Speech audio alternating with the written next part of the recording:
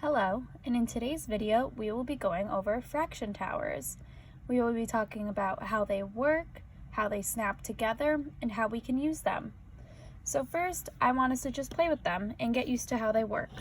So let's look at how we can take them apart, and then they just all snap back together by their color. And this is how they work with all of the colors. So just take some time right now and play with them on your own and get familiar with them.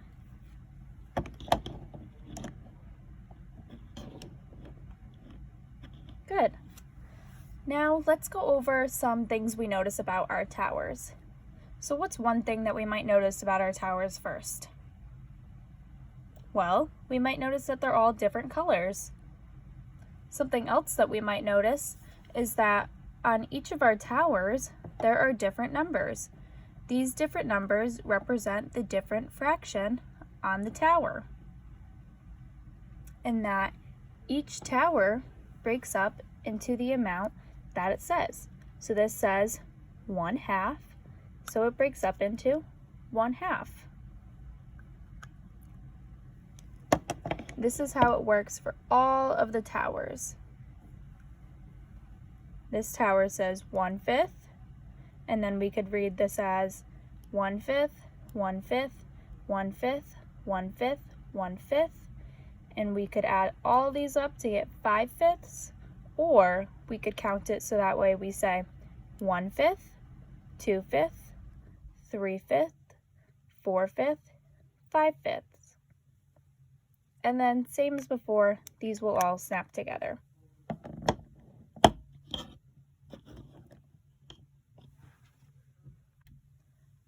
So something important to remember is that each color is going to break up into different sizes with different amounts of pieces.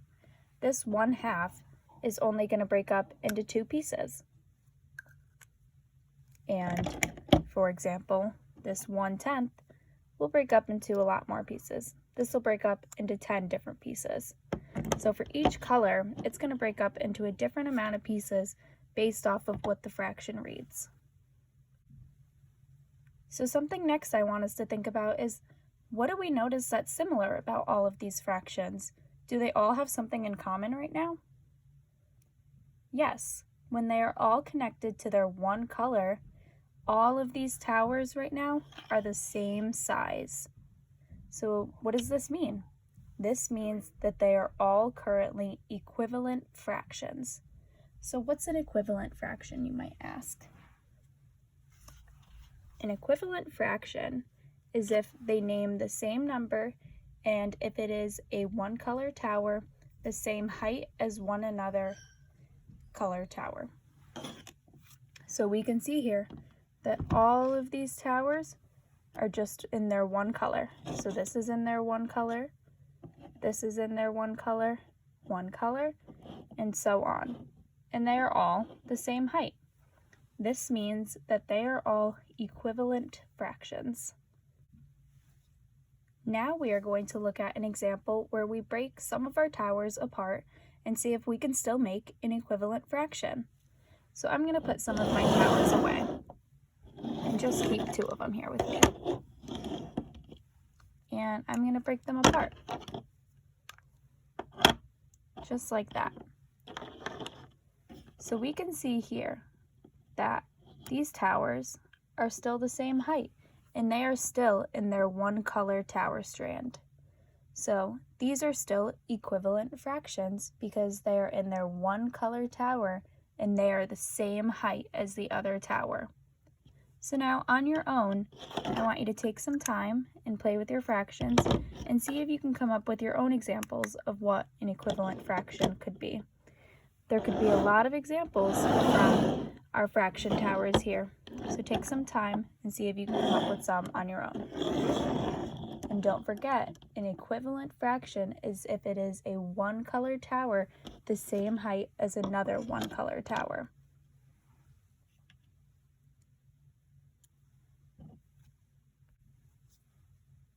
Okay, good. Now that you've had time to practice on your own, I'm going to show one more example that I came up with while I was practicing.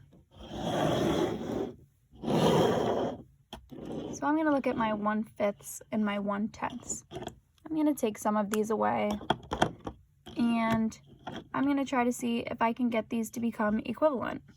So let me see how far I can go up until they become the same height. It looks like it's right there, right? So we're going to take that off right there. These now become equivalent fractions. So again, just to reiterate, an equivalent fraction is if it is a one-color tower the same height as another one-color tower. Next, I want you to bring all your fraction towers back out here in their one pieces, and I want you to think, what color tower has the least amount of pieces that can be broken up?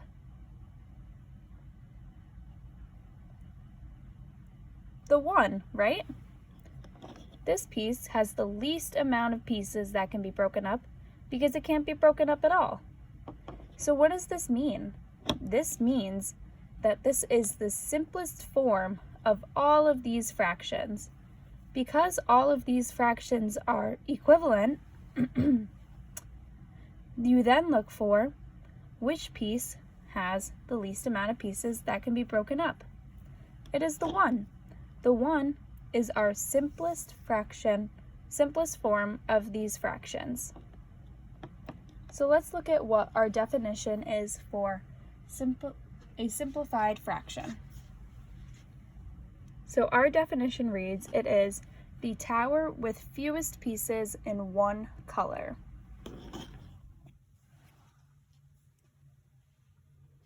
So we're going to remember that it needs to stay in its one color, and this is the fewest amount of pieces out of all of these ones that can be broken up.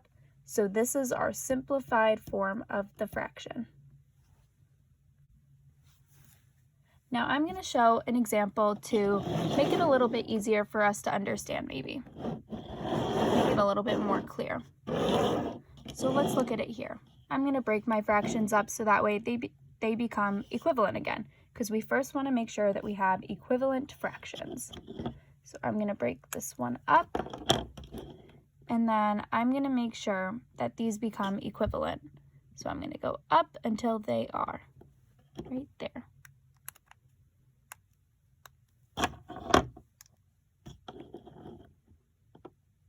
Good. We can see that they are the same height. They are in their one color tower, so these are equivalent fractions. Next, I'm going to look for, well, which tower is in simplest form? Well, let's remember our definition. Which tower is in one color using the fewest amount of pieces? The 1/4, right? So this would be, the simplest form of this would be 1/4, 2/4. The 2/4 is the simplest form of these equivalent fractions. Now I'm going to put my towers back together, and while I'm doing that, I want you to practice on your own with your towers to see if you can come up with any simplified forms of fractions. Remember to make sure that your towers are equivalent first, and then you can make them simplified.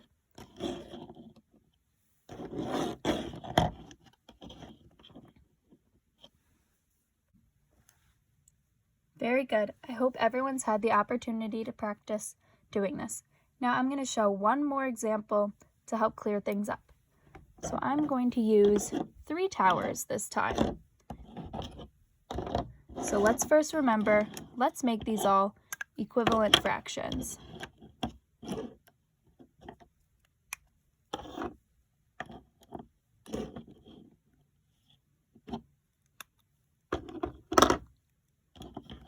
Okay, they are all in their one color tower, and they are the same height. These are equivalent fractions.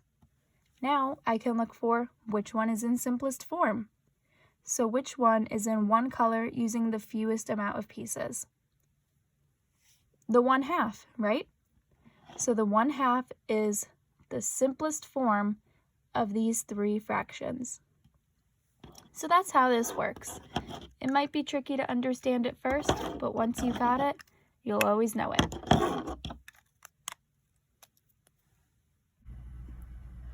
I chose to teach this lesson in 2 stages to help the students to better understand the concept. First, going over what an equivalent fraction is and allowing students an opportunity to practice it gave the students the opportunity to continue to get acclimated using the fraction towers and prepared them for the next stage. Second, once students had been able to practice equivalent fractions, they were prepared to determine the simplest form of these fractions. Thank you.